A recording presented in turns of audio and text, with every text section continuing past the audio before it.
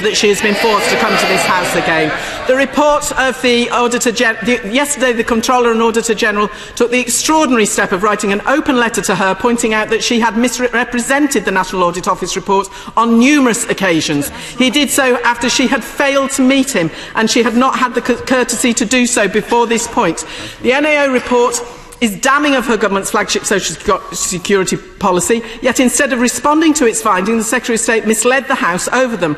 The report said that universal credit is not meeting the aims set for it and that currently there is no evidence it ever will. Why and how did she come to say falsely over two separate occasions in this Parliament that the NAO report said, and I quote, "The report said that the rollout of universal credit should be speeded up. The report was out of date as it did not take account of changes made by the government in the budget, and universal credit was working." How can these statements be inadvertent slips of the tongue? She said in her point of order that she meant to say that the NAO had said there was no practical alternative to continuing with universal credit.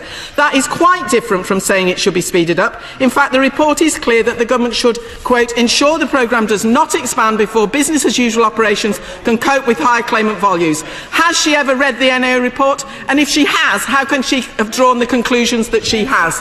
The Secretary of State has failed to apologise on the other two key points made by the Comptroller and Auditor General in his letter. Will she now do so? Mr Speaker, if she misread this report so badly, this brings into question her competence and her judgment. If she did read the report and chose to misrepresent its findings, she has clearly broken the ministerial code. Either way, she should resign. Secretary of State. Well, starting from the top again, I didn't fail or not meet the Comptroller and Auditor. As I say, the letter came in on the 27th, which was last Wednesday. Our office got back at the end of the week, and I'm seeing him on Monday. So that was not correct.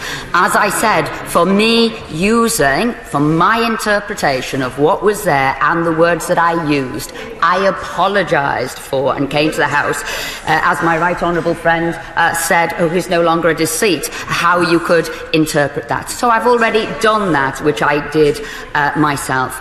And then, as I also explained, the factual information we agreed on and that carried right the way through, but it's then how you interpret that information with the judgments, the summaries, the context. And it is from that that we said we don't agree.